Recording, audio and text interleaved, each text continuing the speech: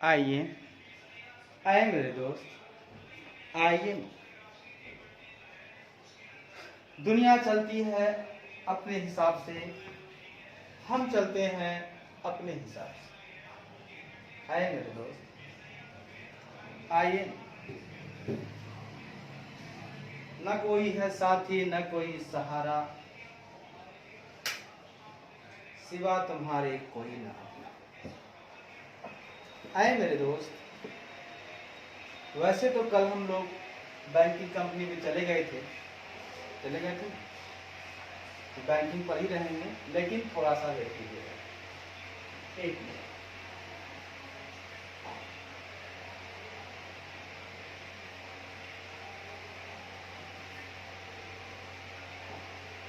थोड़ा सा मिट गया था, तो दोबारा से कर ले क्या। कंपनी ऑडिट का ही थोड़ा पार्ट, द कंपनी ऑडिट। आए दोस्त, आए मेरे खुदा, आए मेरे आका। थोड़ा सा सवाल है, सुनिएगा। Cost audit rules not to apply in certain cases. Cost audit rules not to apply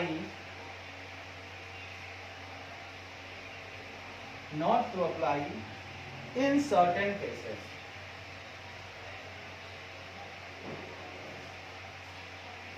कहता है दोस्त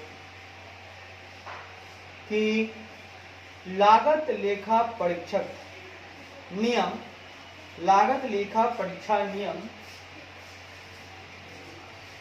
लागत लेखा परीक्षा नियम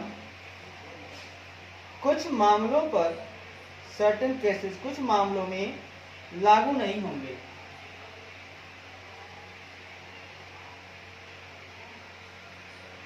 कुछ मामलों में लागू नहीं होंगे, ठीक है।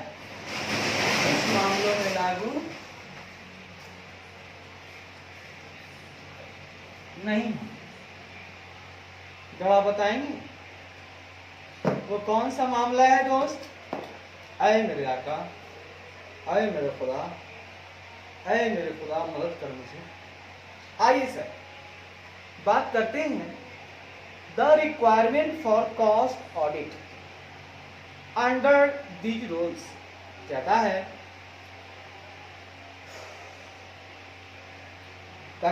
इन सभी नियमों के तहत, ठीक है, इन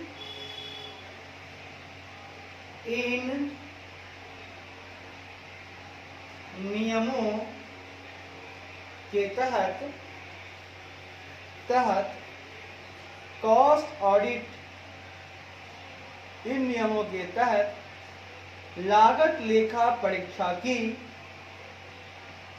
आवश्यकता, रिक्वायरमेंट ऑफ कॉस्ट ऑडिट, लागत लेखा परीक्षा की आवश्यकता, लागत लेखा परीक्षा की आवश्यकता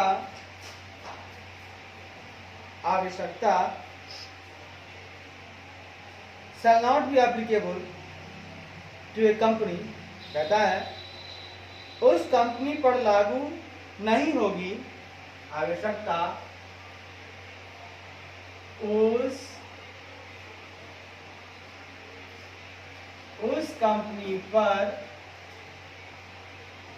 उस कंपनी पर लागू नहीं होगी। आए मेरे दोस्त, आए मेरे आका, उस कंपनी पर लागू नहीं होगी which is cover under rule 3, जो नियम 3 के अंतर्गत आती है, जो नियम 3 के अंतर्गत आती है। और पहला, साहब कौन ऐसा कंपनी है जो नियम 3 के तहत नहीं आती है, जहां पे कॉस्ट ऑडिट रूल्स जो है, लागत लेखा परीक्षा का जो नियम है वो लागू नहीं होगा। पहला, whose revenue from exports in foreign exchange, जिसका विदेशी मुद्रा में निर्यात से राजस्व, जिसका विदेशी मुद्रा में, जिसका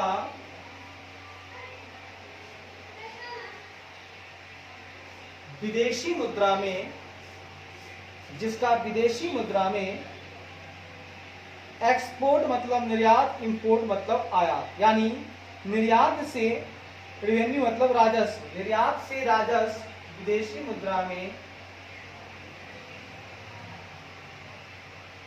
निर्यात से राजस्व रेवेन्यू, इसके कुल राजस्व का,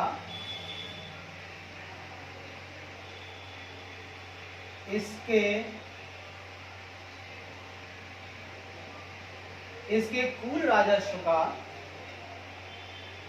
75% से अधिक है, राजस्व का 75% से अधिक है। मेरे दोस्त सुन के लीजिएगा, क्या बात कह दी यार साहब। ये कहता है कि जिसका मतलब जिस कंपनी का विदेशी मुद्रा में, है ना, विदेशी मुद्रा में, पहले तो सुनिएगा, इन नियमों के तहत लागत लेखा परीक्षा की आवश्यकता उस कंपनी पर लागू नहीं होगी जो नियम 3 के अंतर्गत आती है। अच्छी बात है। पहला, जिसका विदेशी मुद्रा में निर्यात से जो राजस्व है, एक्सपोर्ट से जो रेवेन्यू है, वो इसके कुल रेवेन्यू का 75% से अधिक है, यानी 75% से ऊपर तो आता है भैया विदेशी मुद्रा में। काय को लगेगा इस पर कॉस्ट ऑडिट? नहीं लगेगा भैया। अच्छी बात है। दूसरी बात सुन के लीजिएगा, कहता है दोस्त, which is operating from A special economic zone, आए दोस्त, जो एक विशेष आर्थिक क्षेत्र, जो एक विशेष आर्थिक क्षेत्र, बोले तो स्पेशल इकोनॉमिक जोन,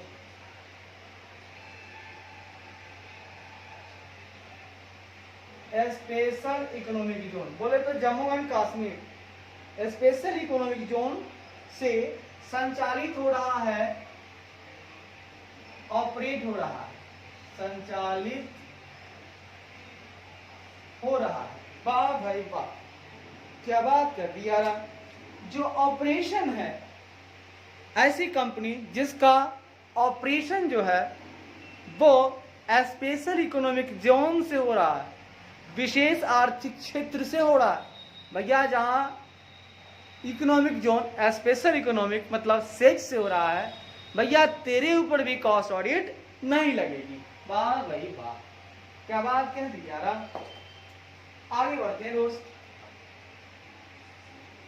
3 नंबर कहता है दोस्त, which is engage in generation of electricity for captive consumption through captive generating plant, है दोस्त, जो कैप्टिव जनरेटिंग प्लांट, जो कैप्टिव जनरेटिंग मतलब उत्पादन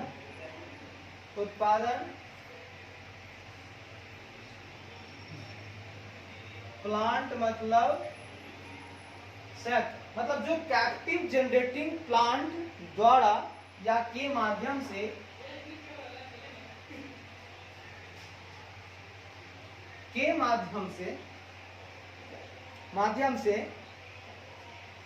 कैप्टिव कंजम्पशन के लिए, वाह भाई वाह,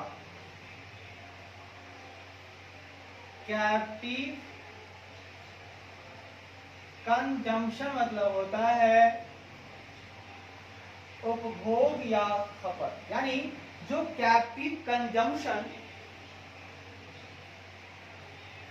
के लिए भैया जनरेशन का माध्यम क्या है वो बता दिए, कैप्टिव जनरेटिंग प्लांट। और इसलिए तो कैप्टिव कंजम्पशन के लिए क्या कर रहा है, कहाँ इंगेज है, जनरेशन ऑफ इलेक्ट्रिसिटी, यानी बिजली के उत्पादन में इंगेज्ड है, बिजली के उत्पादन में के लिए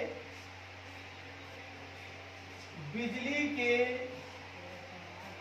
उत्पादन में इंगेज्ड यानी लगा हुआ है, लगा हुआ है। वाह भाई वाह, क्या बात कह दी यार, दिल खुश हो गया है यार, बाग बाग भैया भैया। आइए कहता है दोस्त कि साहब जो कैप्टिव जनरेटिंग प्लांट के माध्यम से कैप्टिव कंजम्पशन के लिए बिजली के उत्पादन में इंगेज्ड है। भैया अगर कैप्टिव वाले हो कॉल स्टार्टेड मत करवाइयो। अच्छी सर नहीं करवाऊंगा, बहुत बढ़िया। चलिए सर ये तो हो गया, थोड़ा और आगे बढ़ते हैं दोस्त, प्लीज थोड़ा और आगे बढ़ते हैं दोस्त।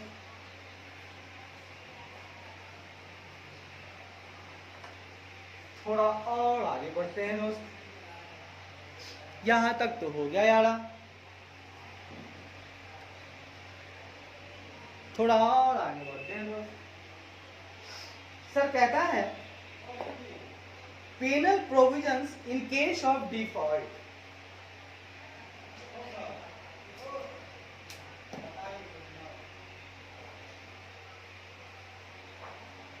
अब हम बात करेंगे दोस्त पेनल प्रोविजन,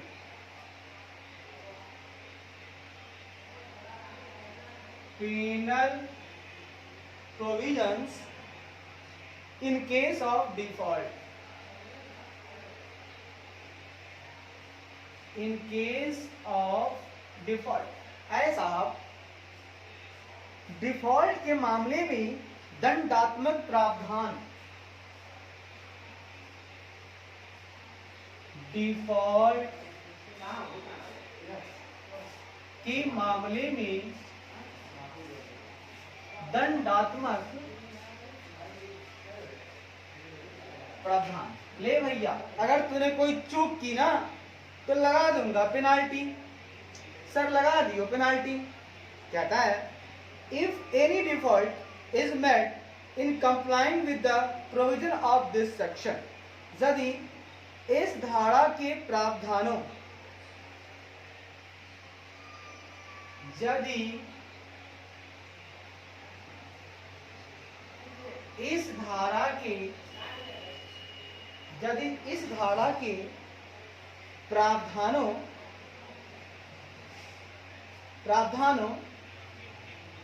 के साथ कंप्लाइंग, या प्रावधानों के कंप्लाइंग मतलब अनुपालन, प्रावधानों के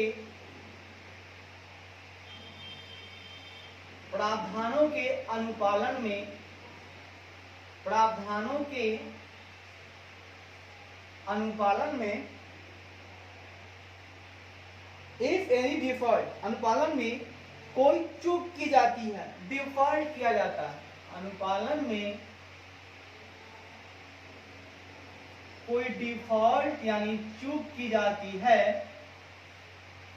ठीक है, तो क्या होगा, चूक की जाती है तो लीजिए ना, चूक करने पर सजाए मौत मिलेगी साहब, सुन के लीजिएगा।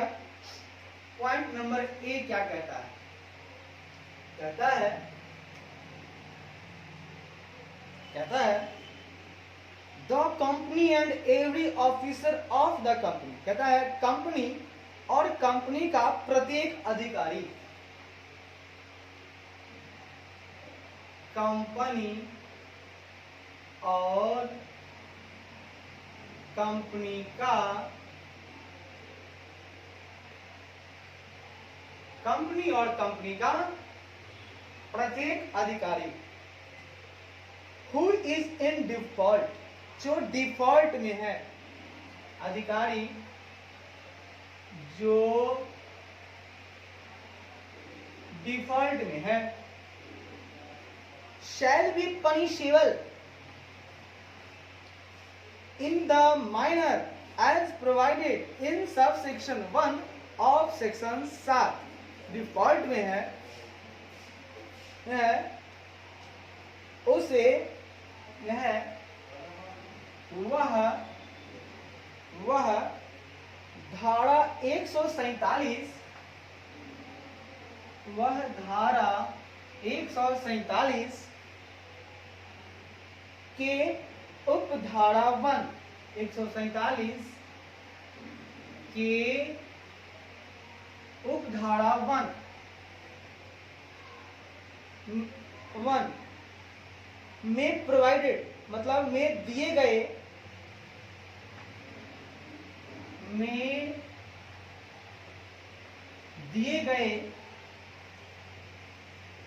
माइनर, मतलब दिए गए तरीके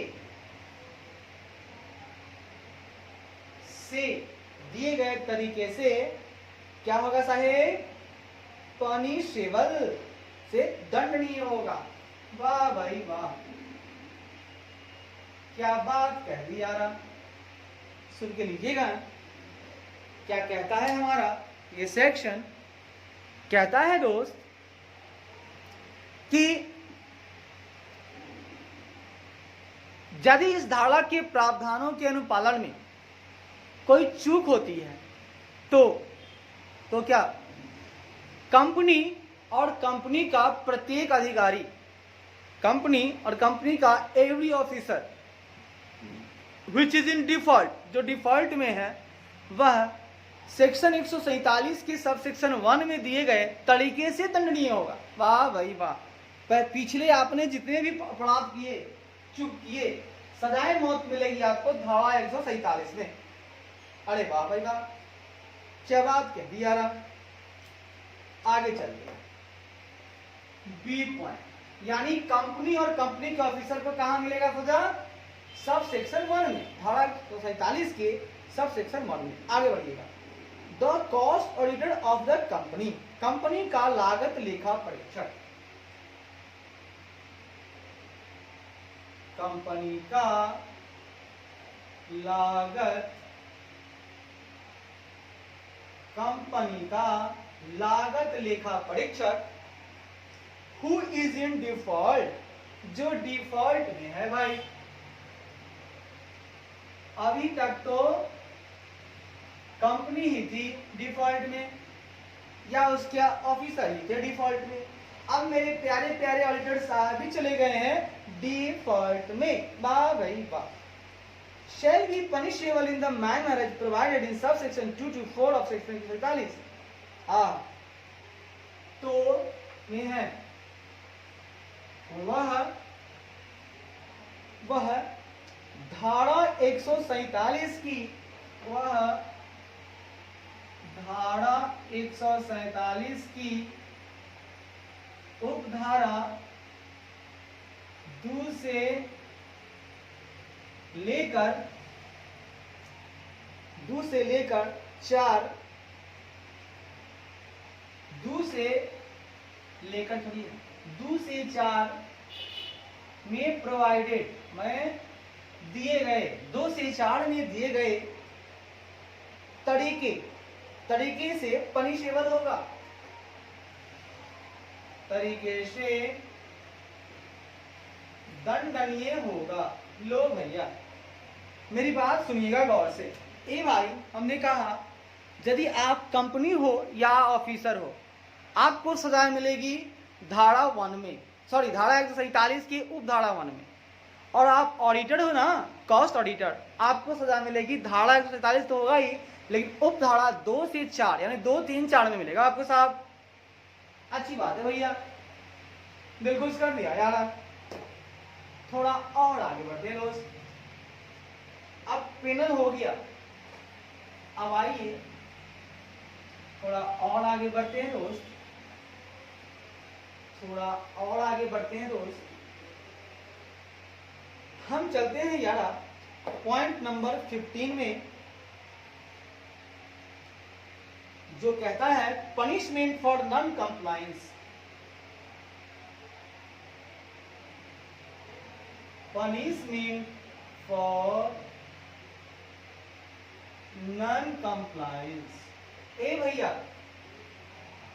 अनुपालन ना कियो, कंप्लायंस मतलब अनुपालन ना करने पर, अनुपालन न करने पर डंडा लगेगा सर, यानी कि दंड होगा भैया आपको। चलिए ठीक है सर, सब सहेंगे, सब सहेंगे। अरे दर्द सहेंगे, चुप ही रहेंगे, कुछ न कहेंगे हम, प्यार में तेरे सनम, प्यार में तेरे सनम। हो दर्द सहेंगे, चुप ही रहेंगे, कुछ न कहेंगे हम, प्यार में तेरे सनम। आइए, बहुत हो गया सर, आगे बढ़ते हैं।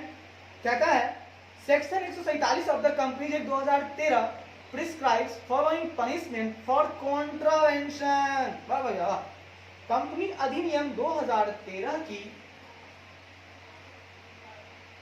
कंपनी अधिनियम 2013 की धारा 147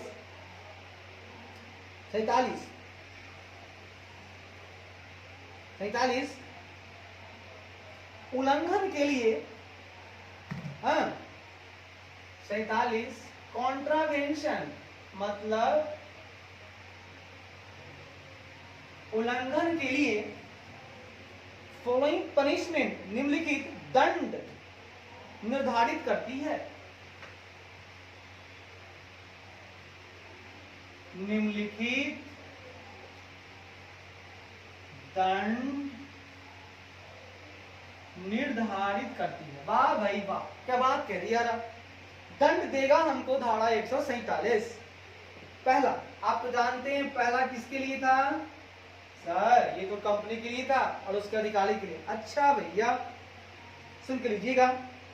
if any of the provisions of section 139 to 146 both inclusive, सुन के लीजिएगा।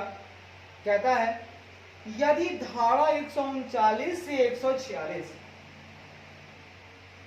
यदि धारा 139 से 146 जिसमें दोनों शामिल है, बोथ इंक्लूसिव, ये दोनों सम्मिलित है, दोनों सम्मिलित हैं, ठीक है, हाँ ठीक है। ईच कॉन्ट्रावेंट, सुन लीजिएगा, मतलब if any of the provision, मतलब 46 के किसी भी प्रावधान, 139 से 146 के किसी भी प्रावधान, 46 के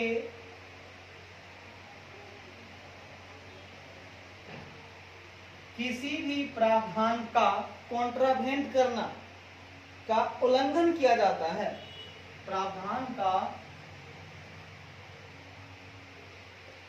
उल्लंघन किया जाता है, लांग देता है, उल्लंघन किया जाता है, सॉरी उल्लंघन किया जाता है। तो लो भैया खाओ अब पिटाई। तो दो company shall be punishable with fine, तो कंपनी जुर्माने से, फाइन से दंडनीय होगी। तो कंपनी जुर्माने से दंडनीय होगी। ले भैया, कंपनी जुर्माने से दंडनीय हो जा। Which shall not be less than 25,000 rupees, जो 25,000 रुपये से कम नहीं होगी, जो 25,000 रुपये से कम 25,000 रुपए से कम नहीं होगी। भैया 25,000 रुपए से कम तो नहीं लगेगा। बट विच में एक्सटेंड, लो भैया, टू 5 लाख रुपीज, लेकिन जिसे 5 लाख रुपए तक बढ़ाया जा सकता है। लेकिन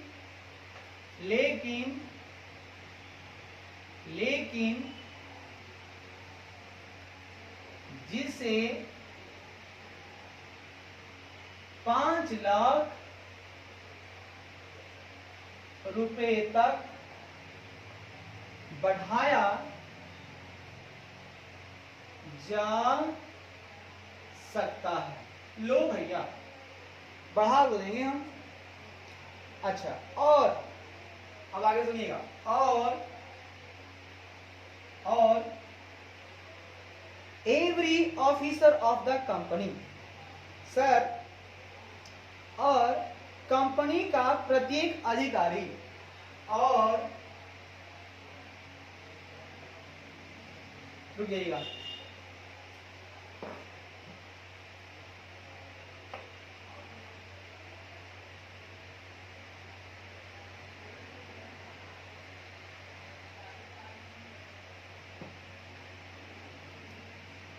और company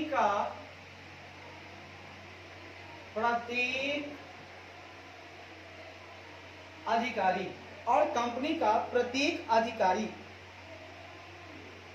who is in default, जो चूक करेगा। हु इज इन डिफॉल्ट मतलब जो डिफॉल्ट में है।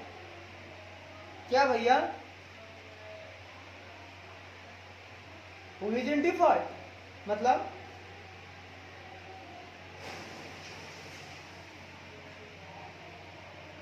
हाँ, जो चूक करेगा, अधिकारी जो चूक करेगा, shall be punishable with imprisonment for a term, कहता है punishable, हाँ, of imprisonment, उसे कारावास की सजा से दंडित किया जाएगा। उसे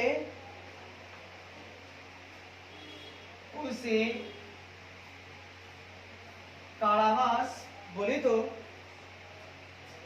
इम्प्रिजनमेंट,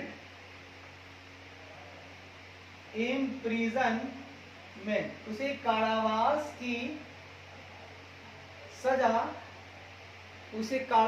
की सजा, से पनिशेबल किया जाएगा, से दंडित किया जाएगा। ले भैया, तू अगर मेंबर हो ना तो पैसा तो बात की बात है, पहले तेरे को दंड दूंगा कारावास का। अच्छा बात है। विच में एक्सटेंड टू 1 ईयर, जिसे 1 वर्ष तक बढ़ाया जा सकता है। जिसे 1 वर्ष तक बढ़ाया जा सकता है। ले भैया, 1 वर्ष तक बढ़ाया जा सकता है। अच्छा, या विथ फाइन, ए भैया, विथ फाइन, या जुर्माना से दंडित किया जाएगा, या फाइन या जुर्माना से दंडित किया जाएगा, या जुर्माना से दंडित किया जाएगा, जो shall not be less than 10,000 rupees, जो 10,000 रुपए से कम नहीं होगा। जो जो 10,000 रुपए से कम नहीं होगा। लेकिन लेकिन लेकिन बट विच में एक्सटेंड टू 1 लाख रुपीज। लेकिन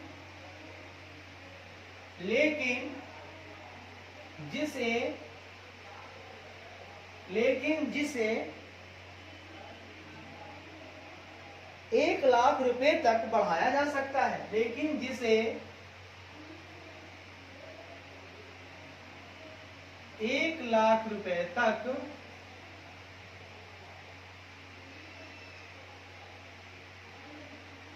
बढ़ाया जा सकता है। लो भैया लो, क्या बात कह दी यारा, दिल बाग बाग हो गया यारा। बहुत खूब। साल भर की सजा कम से कम 10,000, अधिक से अधिक 1 लाख, उसका कम से कम 25,000, अधिक से अधिक 5 लाख। ले भैया ले, सुन कर लीजिएगा सर, मैं कहना चाहता हूं दोस्त कि यदि धारा 139 से 146 दोनों सम्मिलित हैं कि किसी भी प्रावधान का उल्लंघन किया जाता है तो कंपनी जुर्माने से दंडनीय होगी, उसको कारावास नहीं होगा। क्योंकि कंपनी को कैसे होगा, तो जुर्माने से दंडनीय होगा जो 25,000 रुपये से कम नहीं होगा, लेकिन जिसे 5 लाख रुपए तक बढ़ाया जा सकता है भैया। और कंपनी का प्रत्येक अधिकारी जो चूक करेगा उसे कारावास की सजा से दंडित किया जाएगा, जिसे 1 वर्ष तक बढ़ाया जा सकता है, या जुर्माना से दंडित किया जाएगा, फाइन भी होगा, जो 10,000 रुपये से कम नहीं होगा, लेकिन जिसे 1 लाख रुपए तक बढ़ाया जा सकता है। वाह भाई वाह, क्या बात कह दी यार। थोड़ा और आगे बढ़ते हैं दोस्त। पॉइंट नंबर 2 आ गया है हमारे पास, हंसते गाते मुस्कुराते। लो भैया लो, बात करते हैं हम पॉइंट नंबर 2 की। कहता है दोस्त, if an auditor of a company, अब बात करेंगे हम ऑडिटर की। लो भैया लो, यदि किसी कंपनी का ऑडिटर, यदि किसी कंपनी का ऑडिटर बोले तो यानी लेखा परीक्षक, यदि किसी कंपनी का लेखा परीक्षक contravenes any of the provisions of section 139, section 143, section 144 और सेक्शन 145, मतलब ऑडिटर धारा 143, सॉरी धारा 139, धारा 139, धारा 143,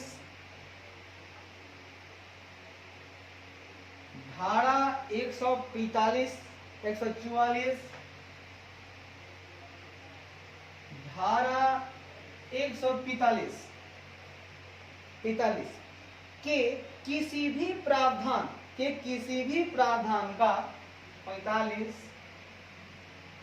के किसी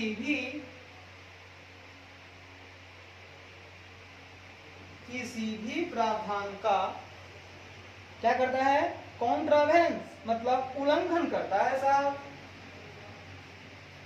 प्रावधान का उल्लंघन करता है भैया, तो क्या होगा, तो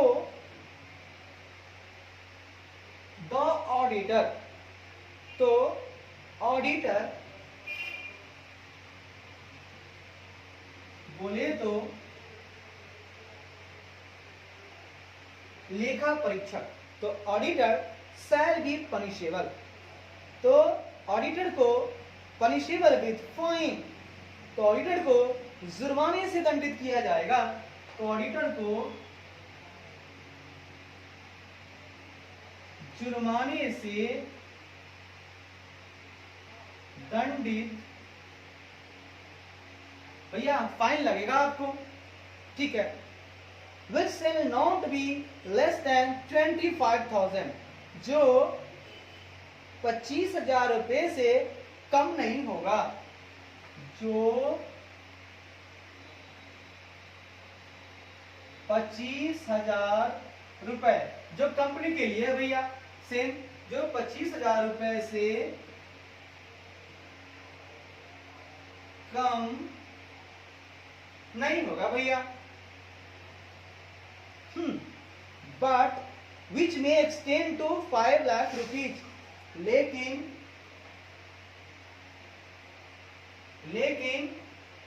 जिसे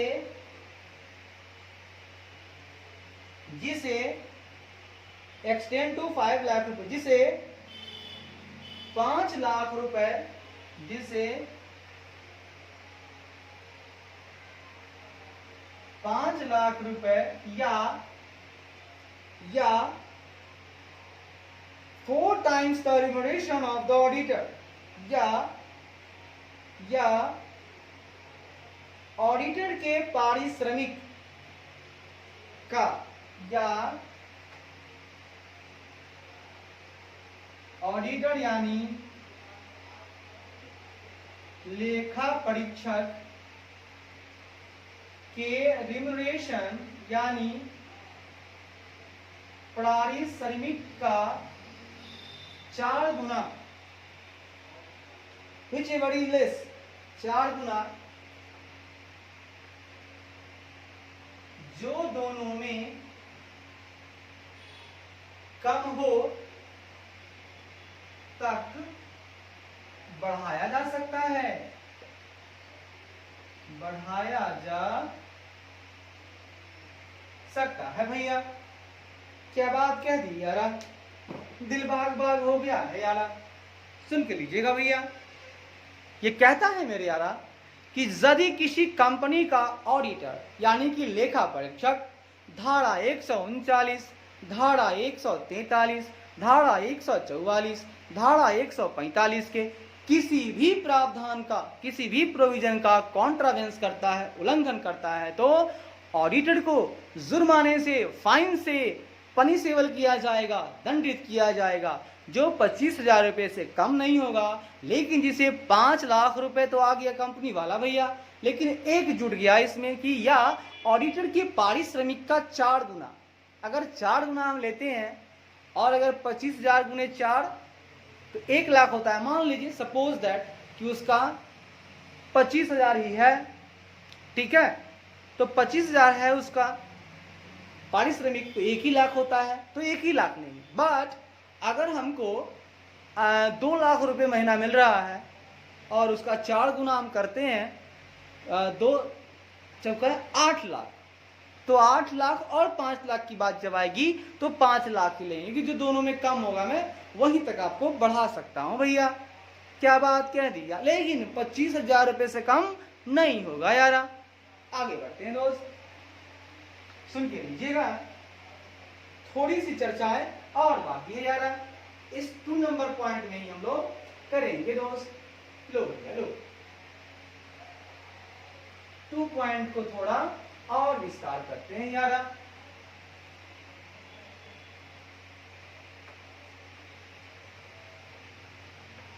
कहता है दोस्त, यहां तक तो बात समझ में आ गई। कहता है इट में बी नोटेड दैट, यह ध्यान दिया जा सकता है कि,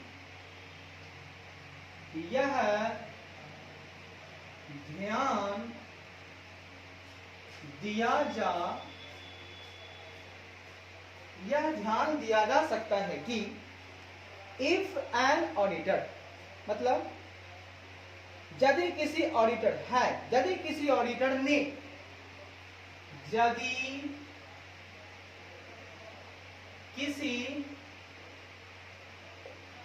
ऑडिटर बोले तो, यदि किसी लेखा परीक्षक ने has contravened such provisions knowingly or willfully with the intention of to deceive the company, वाह भाई वाह, यदि किसी ऑडिटर ने कंपनी और इट्स शेयर होल्डर और क्रेडिटर्स और टैक्स अथॉरिटीज। वाह भाई वाह, क्या बात कर दिया रहा। कहता है यदि किसी ऑडिटर ने कंपनी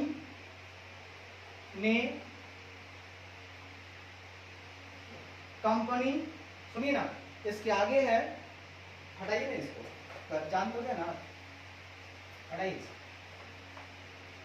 ताकि अच्छे से ध्यान रहे। चलिए, ने कंपनी या इट्स शेयर होल्डर या उसके शेयर धारकों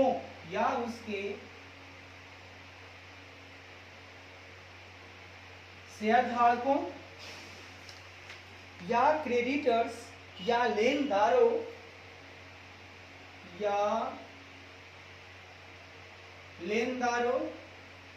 या टैक्स अथॉरिटीज यानी कर अधिकारियों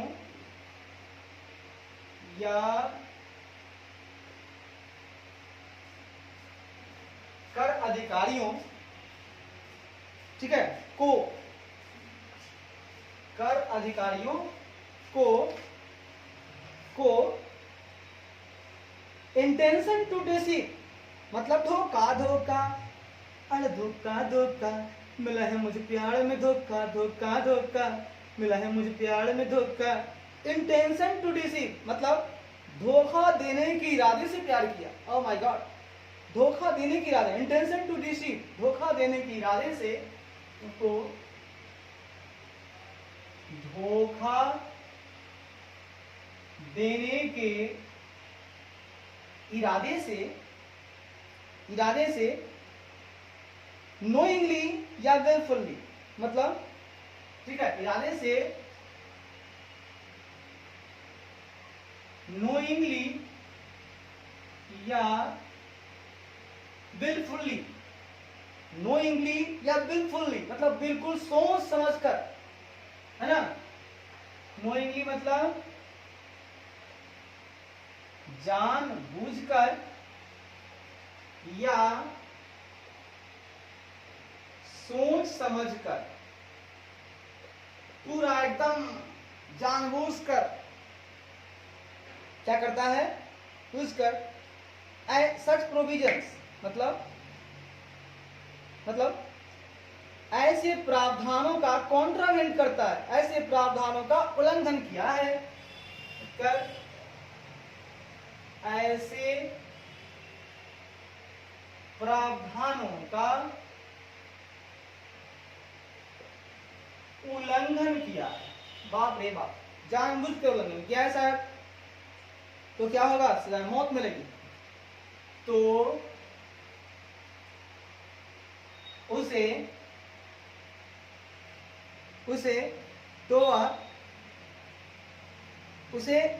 ही shall be punishable with imprisonment, ठीक है। तो उसे 1 वर्ष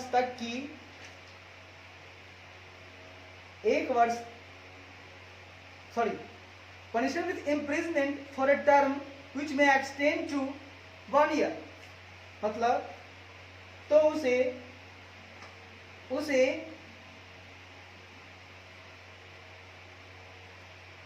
उसे कारावास या कैद, कारावास या बोल सकते हैं कैद की सजा से दंडित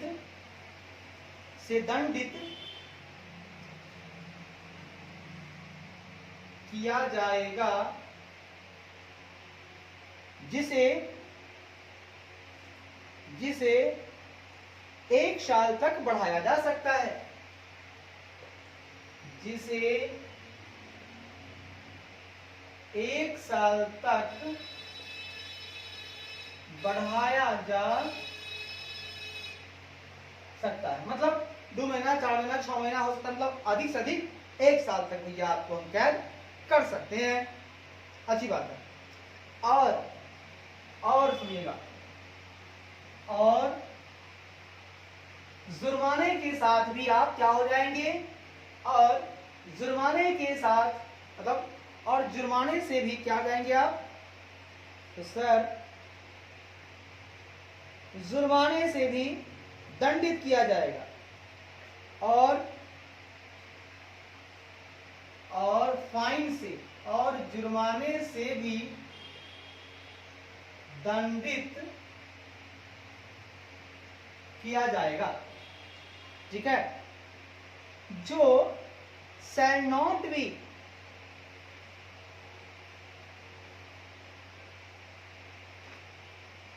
ठीक है,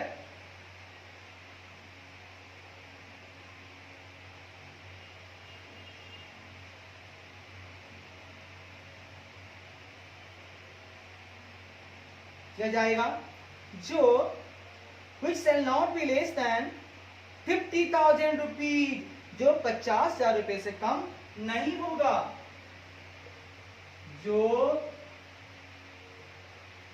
50,000 रुपए से कम नहीं होगा। अरे कम नहीं होगा यारा, कम नहीं होगा, कम नहीं होगा। ठीक है, बट which में, लेकिन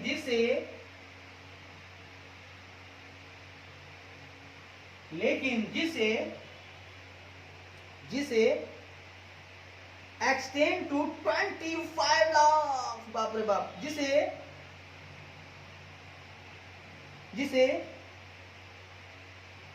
25 लाख रुपए, जिसे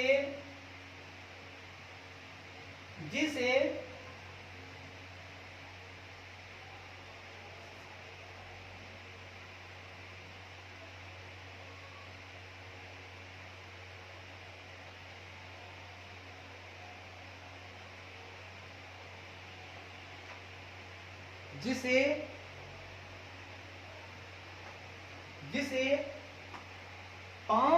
25 लाख रुपए या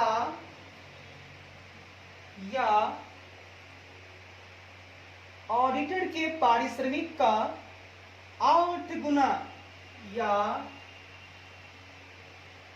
ऑडिटर लेखा परीक्षक के रिम्यूनरेशन, मतलब पारिश्रमिक का 8 गुना which is very less, जो दोनों में कम हो, जो दोनों में कम है तक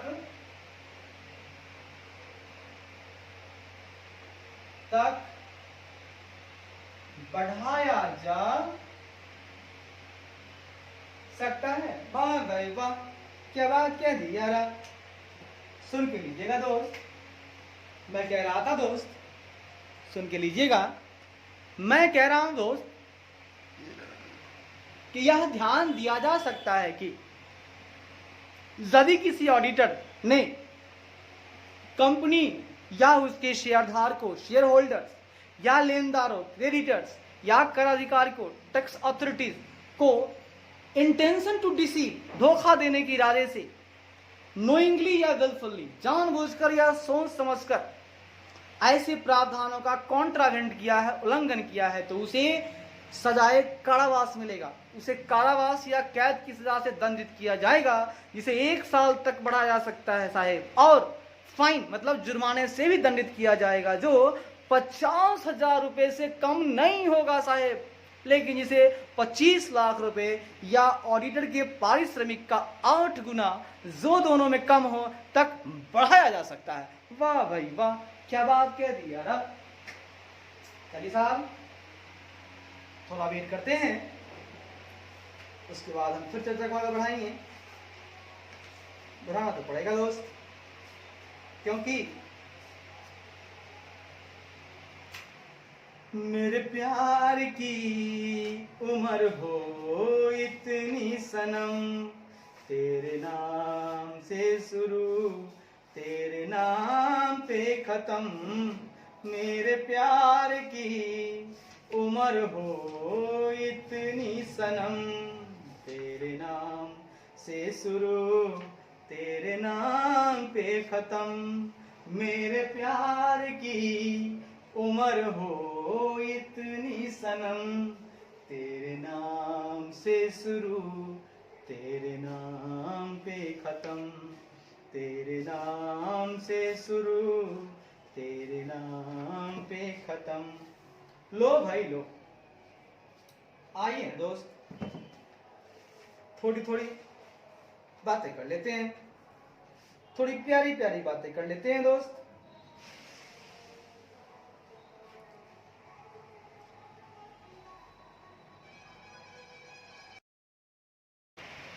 आइए दोस्त आइए,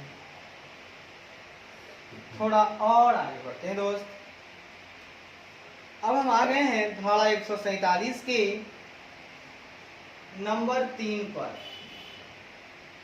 अभी हम लोग का चल रहा था दूसरा रूल ही हम लोग कर रहे थे, धारा 147 का दूसरा कर रहे थे। अब तीसरा में चलते हैं यार। कहता है दोस्त, where an auditor has been convicted under subsection 2, जहां एक ऑडिटर, जहां एक लेखा परीक्षक, बोले तो ऑडिटर उपधारा 2, अभी पढ़े ना, जानबूझ के कल हुआ ना, वही कह रहा है। उपधारा 2 में कन्विक्टेड हो गया, मतलब दोषी ठहराया गया। ऑडिटर उपधारा 2 में दोषी ठहराया, यानी कन्विक्टेड, दोषी ठहराया गया। अरे बाप रे बाप। तो he shall be liable, he shall be liable। हाँ, दोषी ठहराना का मतलब होता है सिर्फ सजा नहीं,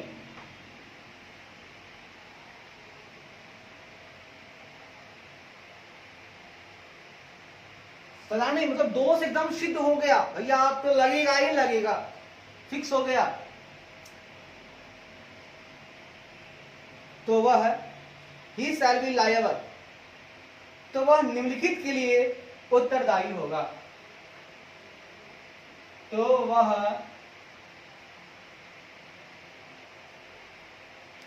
निम्नलिखित के लिए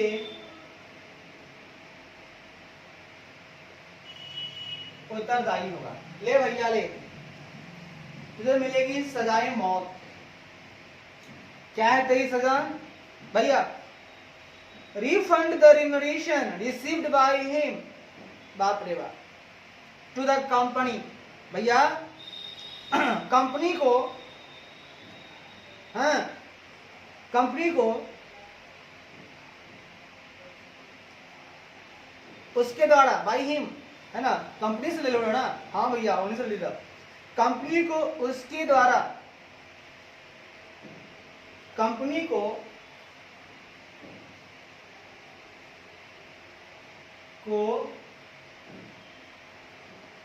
उसके द्वारा रिसीव, मतलब उसके द्वारा प्राप्त रिम्यूनरेशन, पारिश्रमिक, उसके द्वारा प्राप्त रिम्यूनरेशन यानी पारिश्रमिक रिफंड करें, वापस करना, वापस करें। बाप रे, सजा तो मिला, जो कमाया वो भी गया। दूसरा, एंड और pay for damages to the company as statutory bodies or authorities or to members or creditors of the company for loss arising out of incorrect or misleading statement of particulars made in his report और in his audit report, और अपनी audit report में made और अपनी audit बोले तो लेखा परीक्षा अपनी ऑडिट रिपोर्ट में मेड दिए गए अपनी ऑडिट रिपोर्ट में दिए गए पार्टिकुलर्स मेड मतलब दिए गए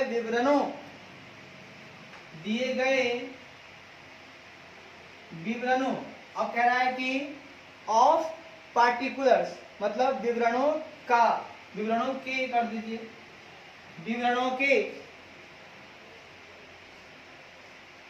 इनकरेक्ट और मिसलीडिंग स्टेटमेंट, यानी इनकरेक्ट मतलब गलत, मिसलीडिंग मतलब भ्रामक, मिसलीडिंग मतलब भ्रामक, गलत या भ्रामक स्टेटमेंट बयानों, आउट मतलब से, मतलब गलत या भ्रामक बयानों से, गलत या भ्रामक बयानों से, मिसलीडिंग वाली बातें, इनकरेक्ट बातों से लॉस उत्पन्न हुआ है, बयानों से लॉस अराइजिंग आउट से, अराइजिंग आउट मतलब से अराइजिंग आउट उत्पन्न होने वाले लॉस, बयानों से उत्पन्न होने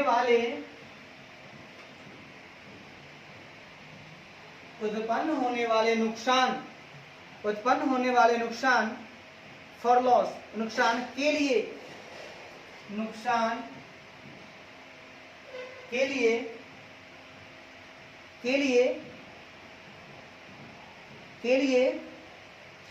कंपनी स्टैट्यूटरी बॉडीज, कंपनी के वैधानिक निकाय के लिए, कंपनी के वैधानिक निकाय बोले तो कंपनी स्टैट्यूटरी बॉडीज, कंपनी के वैधानिक निकाय या अथॉरिटीज या अधिकारियों, अथॉरिटीज मतलब अधिकारियों, या अथॉरिटीज मतलब या अधिकारियों, या मेंबर्स और टू मेंबर्स और क्रेडिटर्स ऑफ द कंपनी, या कंपनी के सदस्यों, या क्रेडिटर्स मतलब लेनदारों, है ना, या कंपनी के सदस्यों, या कंपनी के सदस्यों, या क्रेडिटर्स मतलब लेनदारों को क्या करोगे भैया? पे फॉर डैमेजेस, पे फॉर डैमेजेस, पे फॉर डैमेजेस, पे फॉर डैमेजेस, पे फॉर डैमेजेस, पे फॉर डैमेजेस, यानी लेनदारों को नुकसान का भुगतान करें, को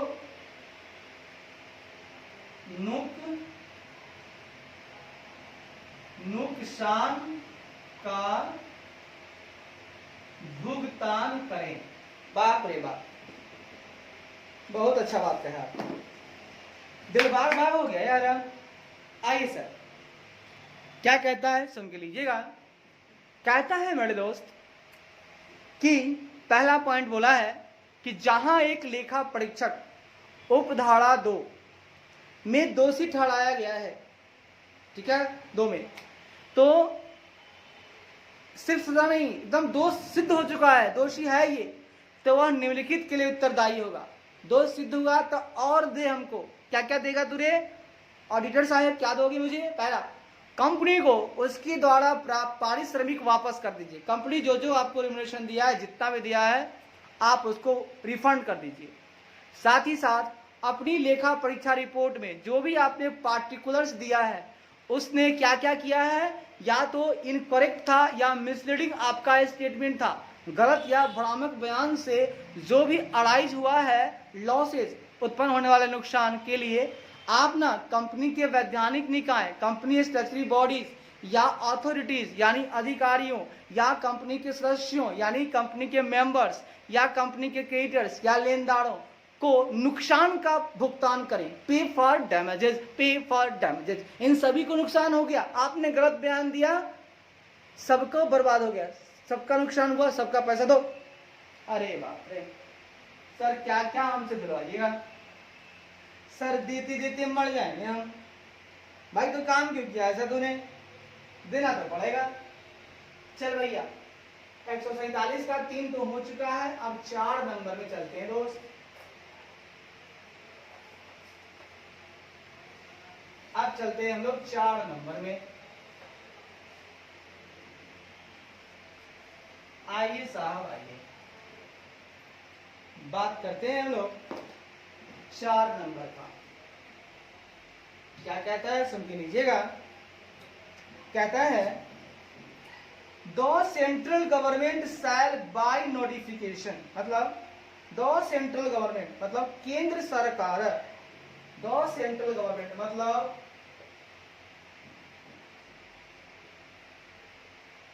केंद्र सरकार, बाय नोटिफिकेशन मतलब अधिसूचना द्वारा, नोटिफिकेशन मतलब अधिसूचना द्वारा, बाय नोटिफिकेशन मतलब अधिसूचना द्वारा, स्पेसिफाई एनी स्टैट्यूटरी बॉडी, क्या कहता है, स्पेसिफाई एनी स्टैट्यूटरी बॉडी और अथॉरिटी of an officer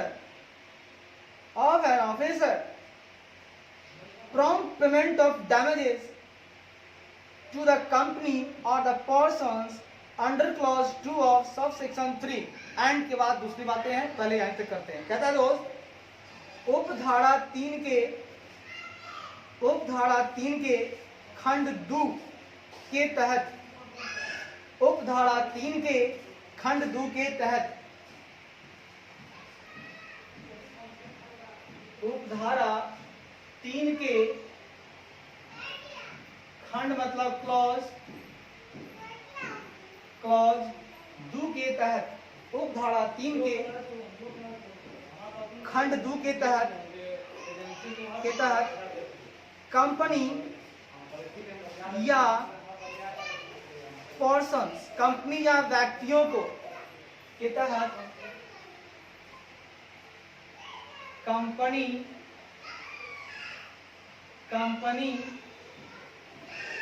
या व्यक्तियों को, पर्सन्स कंपनी या व्यक्तियों को, कंपनी या व्यक्तियों को ensuring prompt payment of damages, व्यक्तियों को नुकसान का शीघ्र भुगतान, प्रॉम्प्ट पेमेंट को नुकसान का शीघ्र भुगतान, इंश्योर मतलब सुनिश्चित करने के लिए, मतलब व्यक्तियों को नुकसान का शीघ्र भुगतान, व्यक्तियों को नुकसान मतलब डैमेजेस, नुकसान का प्रॉम्प्ट पेमेंट, नुकसान का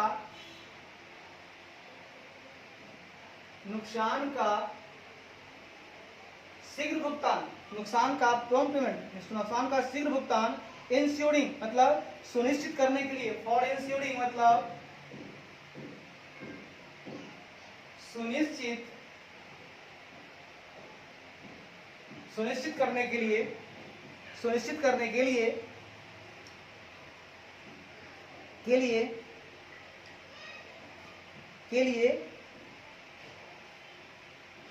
एनी स्टैट्यूटरी बॉडी और अथॉरिटी ऑफ एन ऑफिसर, मतलब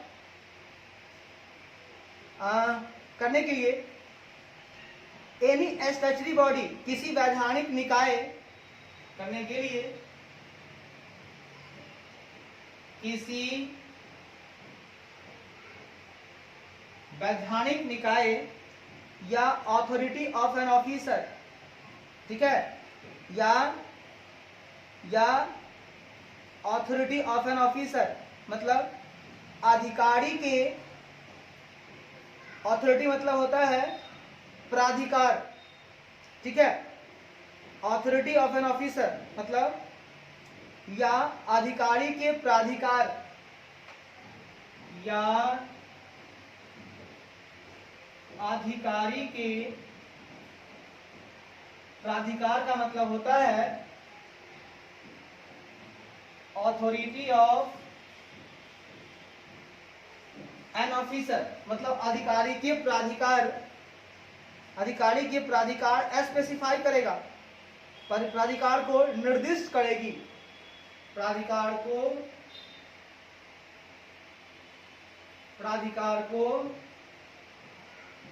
निर्दिष्ट करेगी, ठीक है, निर्दिष्ट तो कर दिया, अच्छी बात है।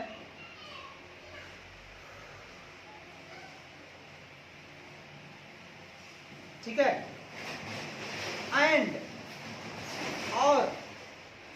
सच बॉडी, और ऐसे बॉडीज मतलब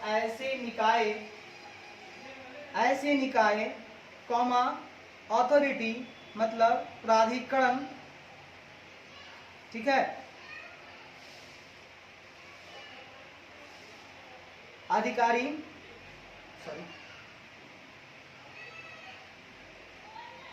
करेगी, और ऐसे निकाय प्राधिकरण, ऐसे निकाय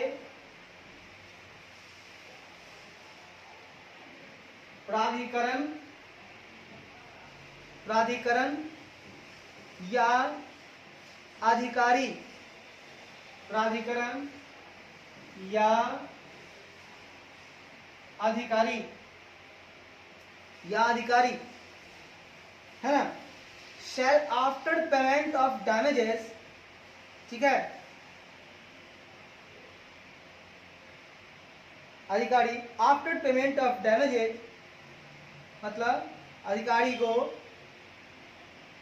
ऐसे अधिकारी नुकसान के भुगतान के बाद, है ना,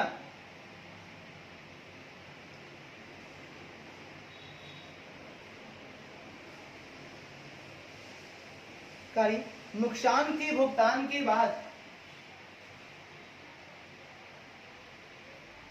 नुकसान के भुगतान के बाद मतलब कहता है आफ्टर पेमेंट ऑफ डैमेजेस के बाद द सच कंपनी के बाद ऐसी कंपनी या व्यक्तियों के बाद, ऐसी कंपनी या व्यक्ति के बाद, ऐसी कंपनी या व्यक्ति, ऐसे कंपनी या व्यक्ति file a report with the central government, व्यक्ति in respect of making such damages, व्यक्ति ऐसे नुकसान के संबंध में, respect of making such damages, ऐसे नुकसान के संबंध में व्यक्ति ऐसे नुकसान के संबंध में, ऐसे नुकसान के संबंध में सेंट्रल में, केंद्र सरकार के पास, विद द सेंट्रल गवर्नमेंट, केंद्र सरकार के पास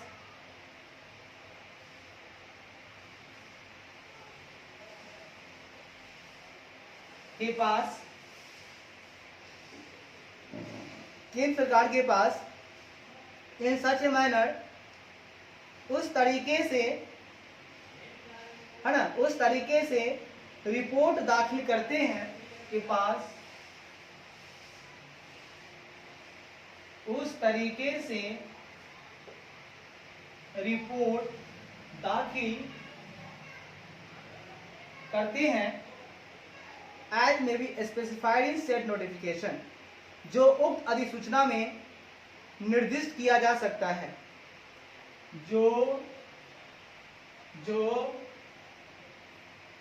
उक्त नोटिफिकेशन में, उक्त अधिसूचना में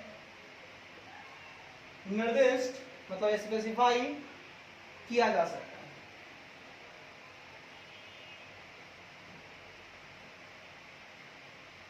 क्या बात कह दी यार, वाह भाई वाह। सर सुनिएगा क्या कहता है, जरा सुन लीजिएगा। कहता है दोस्त कि The central government shall by notification specify any statutory body or authority of an officer for ensuring prompt payment of damages to the company or persons under clause 2 of subsection 3, and such body, authority or officer shall after payment of damages the such company or persons file a report with the central government in respect of making such damages in such manner as may be prescribed in said notification। देखिए भैया बड़ा आसान सा बात है, ठीक है, बहुत ही प्यारा सा मीठा सा बात है। ये कहता क्या है कि केंद्र सरकार नोटिफिकेशन अधिसूचना द्वारा उपधारा 3 के खंड 2 के तहत कंपनी या व्यक्तियों को नुकसान का शीघ्र भुगतान, कंपनी या व्यक्तियों को, ठीक है ना, ऑडिटर कर रहा है ना, तो कंपनी या व्यक्तियों को नुकसान का शीघ्र भुगतान सुनिश्चित करने के लिए किसी वैधानिक निकाय या अधिकारी के प्राधिकार को निर्दिष्ट करेगी। ठीक है कि भैया इनको कितना नुकसान हुआ है, इसके लिए हमको एक जो है स्टैट्यूटरी बॉडीज या अथॉरिटी या officer, authority of an officer को निर्दिष्ट करेगी। ठीक है, और ऐसे निकाय, प्राधिकरण या अधिकारी, ऐसे बॉडीज या अथॉरिटी या ऑफिसर नुकसान के भुगतान के बाद, है ना, नुकसान का जब भुगतान उनको मिल जाएगा तो इन्हीं लोग को मिलेगा ना, है ना।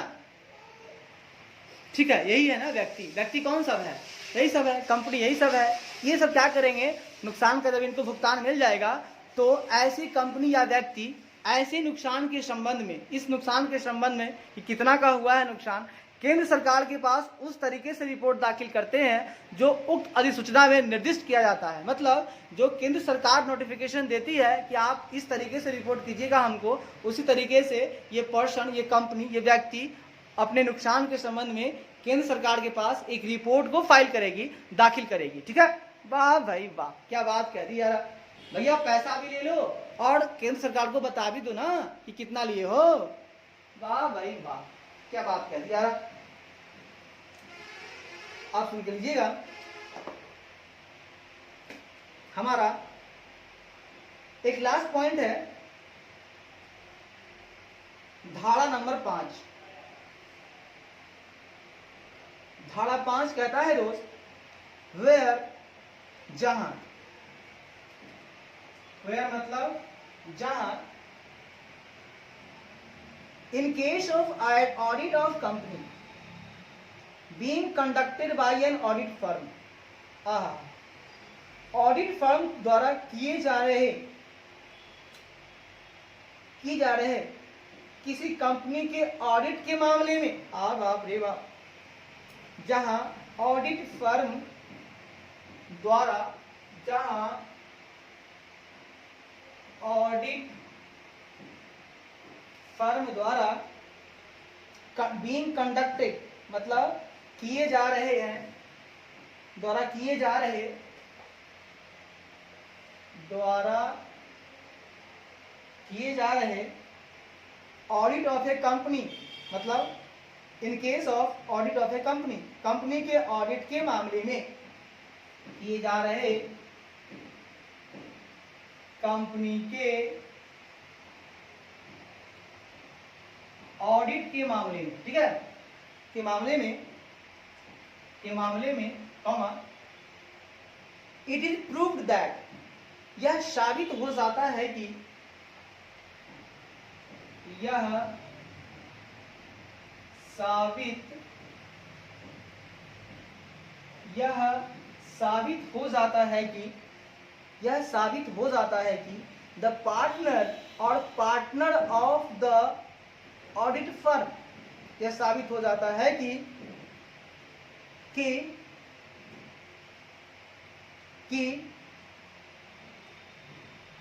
पार्टनर और partners of the audit firm, मतलब ऑडिट फर्म के साझेदार या भागीदारों है कि ऑडिट फर्म के साझेदार या भागीदारों द्वारा या साझेदारों द्वारा, है ना, साझेदारों द्वारा ने लिखे, साझेदारों हैज मतलब का प्रयोग ने होता है, ने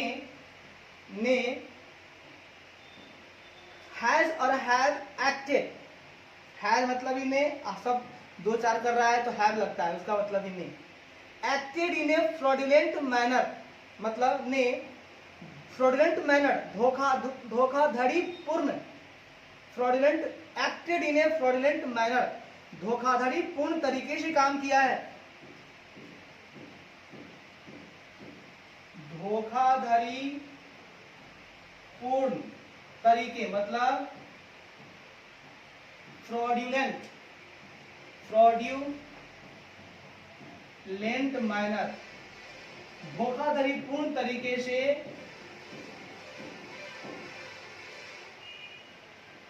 काम किया है। बाप रे बाप, ऑडिट फर्म का जो पार्टनर था या पार्टनर्स जो भी है वो धोखाधड़ी फ्रॉडुलेंट मैनर में धोखाधड़ी पूर्ण तरीके से काम किया है। अच्छा बात है, तरीके से काम किया है या एडिटेड और कोल्यूडेड इन ए फ्रॉड, या धोखाधड़ी मतलब धोखाधड़ी में एबेटेड मतलब उकसाया और कोल्यूडेड मतलब मिलीभगत, कहता है या धोखाधड़ी में उकसाया, अबेटेड या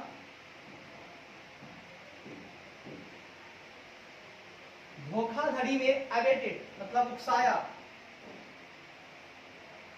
मतलब एबेटेड धोखाधड़ी में उकसाया या मिलीभगत की है, या मिलीभगत कोल्यूडेड मिलीभगत की है। अच्छी बात है, मिलीभगत की है। अच्छा की है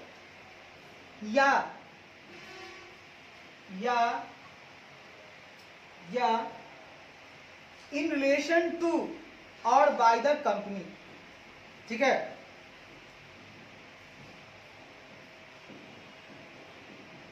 या उसके संबंध में, इन रिलेशन टू कहता है या उसके संबंध में, या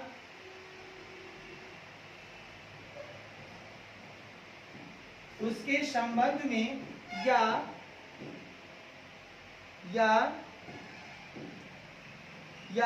द कंपनी या कंपनी और इट्स डायरेक्टर, या कंपनी या उसके निदेशकों,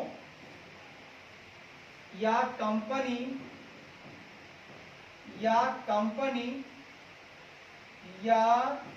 उसके डायरेक्टर्स, या उसके निदेशकों को, या ऑफिसर्स मतलब या निदेशकों को, या अधिकारियों,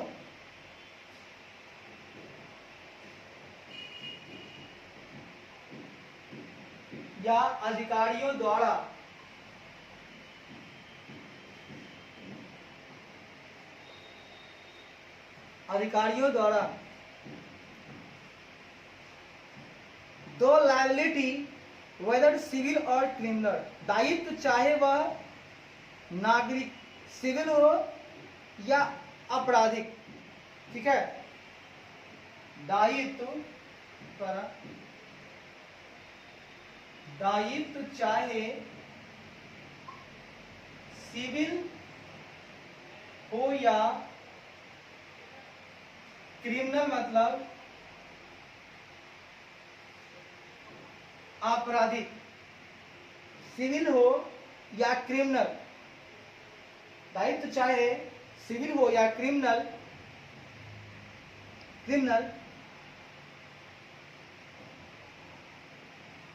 as provided in this act, जैसा कि इस अधिनियम में जैसा कि इस अधिनियम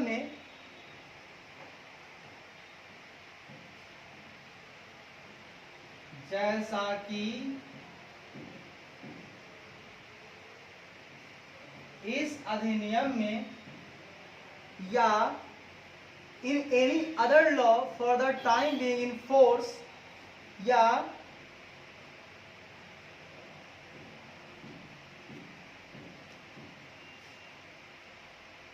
या उस समय लागू किसी अन्य कानून में, या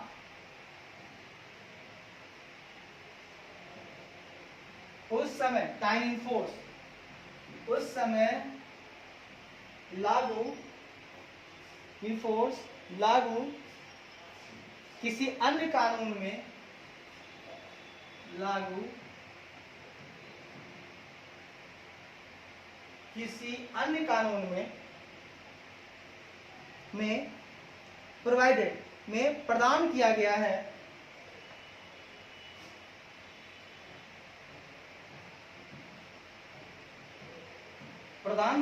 है,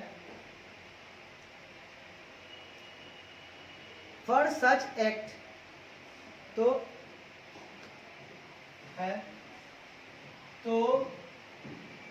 ऐसे कार्य के लिए shall be of the partner or partners concerned of the audit firm, कार्य के लिए ऑडिट फर्म के संबंधित भागीदार के लिए, ऑडिट फर्म के कंसर्न पार्टनर मतलब संबंधित भागीदार या भागीदारों,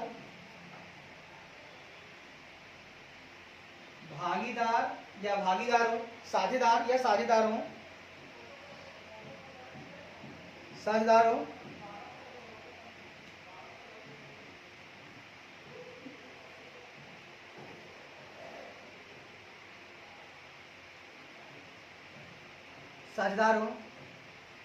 और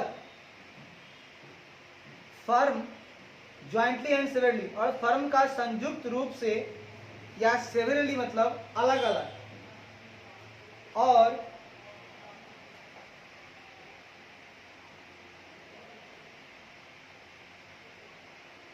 फर्म संयुक्त रूप से या फर्म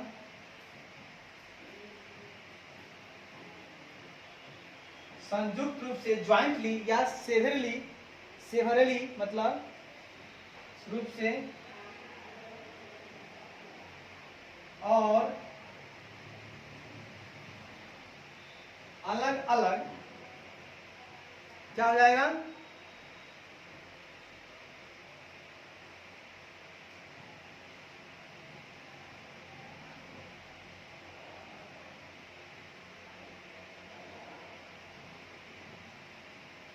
अलग अलग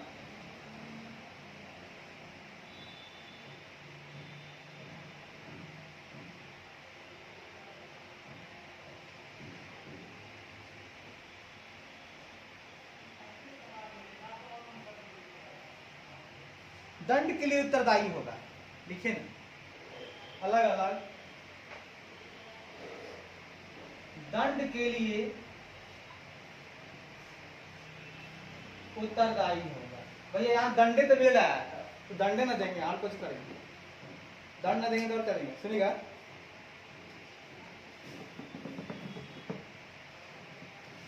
सुन के लीजिएगा। हम कह रहे थे दोस्त कि where in case of a audit of a company being conducted by an audit firm, मतलब जहां ऑडिट फर्म द्वारा किए जा रहे कंपनी के ऑडिट के मामले में यह साबित हो जाता है कि ऑडिट फर्म के साझेदार या साझेदारों ने धोखाधड़ी पूर्ण तरीके से काम किया है, या धोखाधड़ी में उकसाया है, या मिलीभगत की है, या उसके संबंध में या उसके संबंध में या कंपनी या उसके निदेशकों को या अधिकारियों द्वारा, ठीक है, मतलब मिलकर ये काम किया है, ठीक है, उसके संबंध में, है ना, कंपनी या उसके निदेशकों या अधिकारियों के साथ मिलकर किया है। सुन के लीजिएगा, बात बहुत फतेह की कह रहा हूं मैं। क्या आपने फ्रॉडलेंट मैनर में काम किया है, या तो उकसाया होगा, तो किसको उकसाया भैया? आपने किसको उकसाया? मैं पूछता हूं, आपने किसको उकसाया? आपने किसको एबेटेड किया? आपने किस से कोलिडेट किया? आपने किस से मिलीभगत की? भैया हम कंपनी में काम कर रहे हैं, तो या तो कंपनी से के निदेशक से, डायरेक्टर से मिल लेंगे, या उसके ऑफिसर से मिलकर काम कर लेंगे। तो आपने उससे मिल करके, मिलीभगत करके काम किया है, और आपका जो दायित्व है, जो लायबिलिटी है, या तो सिविल है या क्रिमिनल हो, मतलब नॉर्मल वाला है या आपराधिक है ना, जैसा कि इस अधिनियम में या उस समय लागू किसी अन्य कानून में प्रदान किया गया है, उसके हिसाब से आपका दायित्व बन रहा था क्रिमिनल वाला। तो ऐसे कार्य के लिए ऑडिट फर्म के संबंधित भागीदार या भागीदारों और फर्म भी, है ना, ऑडिट फर्म के जो पार्टनर वो तो है ही है, और फर्म भी संयुक्त रूप से या अलग अलग दंड के लिए उत्तरदायी होगा। भैया बात समझ के लीजिएगा, जो कहना चाहते हैं समझ के लीजिएगा। हम ये कहना चाह रहे थे दोस्त कि आप हैं ऑडिट फर्म, ठीक है ना, ऑडिटर हुए ना, अभी ऑडिटर गया ऑडिट करने, अरे बाप रे, वहां जाके काम कर रहा है धोखा वाला, ठीक है, गया और कंपनी के निदेशक से मिल लिया, बोला भैया ऐसे कर लो, ठीक है, कुछ माल तेरा कुछ माल मेरा, अरे बाप रे। वहां गया ऑफिसर से मिल लिया, बोला भैया ये काम कर लो, आधा माल तेरा आधा माल मेरा। अरे भाई अगर तुमने ऐसा किया है ना और पता चल गया ना हमको, तो आज तुम्हारी लायबिलिटी चाहे क्रिमिनल वाली हो चाहे सिविल हो, देखो क्रिमिनल वाले में सजाए मौत, मतलब कि बड़ी सजा मिलती है, सिविल वाले में थोड़ी कम हो सकती है। तो जैसा भी हो तेरा दायित्व, है ना, जो कि इस अधिनियम में बताया गया है या उस समय लागू किसी अन्य कानून में प्रदान किया गया है कि भैया ऐसी गलती करने पर ये क्रिमिनल वाली लायबिलिटी है या सिविल वाली लायबिलिटी है, जो भी बने आप उसके लिए दंड, अपराधी हो गए, आपको उत्तरदायी है दंड के लिए, ठीक है। और उस ऑडिट फर्म में जो भी भागीदार हैं, पार्टनर्स हैं, या एक पार्टनर या सारे पार्टनर जो भी गलती किए हैं, सब या तो संयुक्त रूप से या अलग अलग, है ना, दंड के लिए उत्तरदायी होंगे। हो सकता है एक बंदा गलती किया हो उसी को दंड मिलेगा, दूसरे को नहीं मिलेगा, और हो सकता है कि संयुक्त रूप से मिले। अब जैसे पैसा है 5 लाख रुपया है, तो संयुक्त रूप से मिला के दे दीजिए, 10 लाख है मिला के दे दीजिए, 4 पार्टनर है 2.5 लाख पड़ेगा, तो ऐसा हो सकता है। आइए दोस्त आइए, अंत में हम छोटी मोटी बातें और कर लेते हैं। आइए ना छोटी मोटी बातें और कर लेते हैं दोस्त, प्यारी प्यारी बातें कर लेते हैं थोड़ा सा और, छोटी छोटी प्यारी प्यारी, छोटी सी प्यारी सी नन्ही सी आई कोई परी, छोटी सी प्यारी सी नन्ही सी आई कोई परी, पालने में जैसे ही खेलती रही, छोटी सी प्यारी सी नन्ही सी आई कोई परी। थोड़ा वेट करेंगे, थोड़ा सा, बस थोड़ा सा। आइए आइए ना दोस्त, आइए आइए थोड़ा और देख लेते हैं, आइए थोड़ा और देख लेते हैं। कहता है दोस्त, उसी का है विचार में, कहता है दोस्त, it may be noted that, यह ध्यान दिया जा सकता है कि यह ध्यान दिया जा सकता है कि इन case of criminal liability of N audit firm, किसी ऑडिट फर्म के आपराधिक दायित्व, किसी ऑडिट फर्म के क्रिमिनल मतलब आपराधिक दायित्व, बोले तो क्रिमिनल लायबिलिटी, क्रिमिनल लायबिलिटी दायित्व के मामले में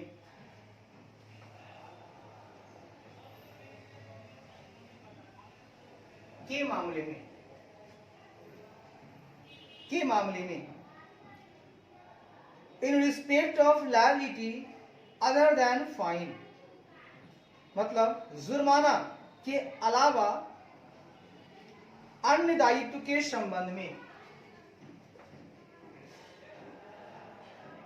जुर्माना के अलावा अन्य दायित्व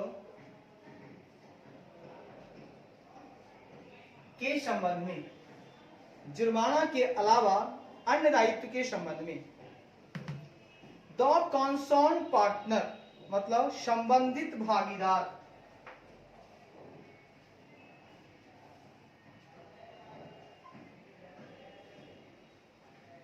संबंधित भागीदार who acted in a fraudulent manner और अवेटेड, जिन्होंने धोखाधड़ी पूर्ण तरीके से, जिन्होंने धोखाधड़ी पूर्ण तरीकों से या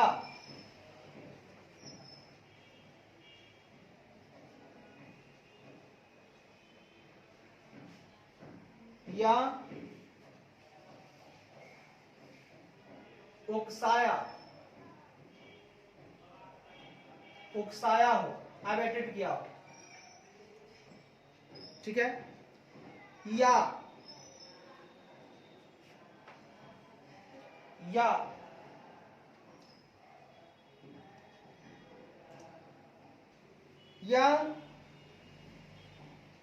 जैसा भी मामला हो, उकसाया हो या जैसा भी मामला हो, कोलिडेड इन एनी फ्रॉड मामला हो जो किसी धोखाधड़ी में शामिल हुए हैं, जो किसी धोखाधड़ी में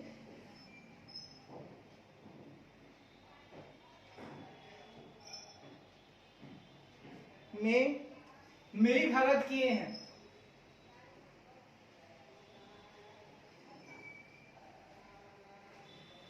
मिली भगत किए हैं, शैल ओनली बी लायबल, सिर्फ वही उत्तरदायी होंगे, सिर्फ वही उत्तरदायी होंगे। सुन के लीजिएगा, अंतिम बातें थी, प्यारी प्यारी बातें थी, सुन के लीजिएगा।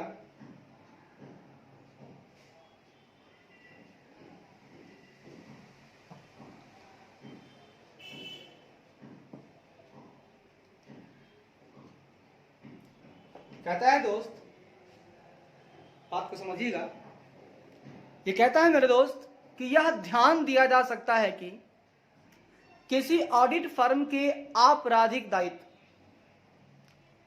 कैसा दायित्व? आपराधिक दायित्व के मामले में, यानी फाइन के अलावा अन्य दायित्व के संबंध में। फाइन की बात हम नहीं कर रहे, फाइन साथ साथ दे सकते हैं, लेकिन उसके अलावा जो है आपराधिक दायित्व, जो भी कंसर्न पार्टनर है, संबंधित भागीदार, जिन्होंने फ्रॉडुलेंट मैनर में धोखाधड़ी पूर्ण से काम किया है या एबेटेड उकसाया है, जैसा भी मामला हो, जो किसी धोखाधड़ी में मिलीभगत किए हैं, फ्रॉड में कोल्यूडेड हैं, मिलके काम किए हैं ऑफिसर से, डायरेक्टर से, तो भैया सिर्फ वही उत्तरदायी होगा, सारा भागीदार उत्तरदायी नहीं होगा क्रिमिनल लायबिलिटी में, सिर्फ वही बंदा होगा। चलिए, इसी बात के साथ मैं आज कंपनी ऑडिट को विराम देता हूं, और इसमें कुछ क्वेश्चंस है उसको मैं बाद में डील करूंगा दोस्त, समय की कमी हो रही है। पहले तो क्लास को 3 4 5 बार खींचना है, बुक सामने होना चाहिए और पढ़ते जाना है, ठीक है? तो खुशी की बात है, हम लोगों ने इस चैप्टर को अंत किया है और पूर्ण रूप से किया है, एक एक लाइन किया है।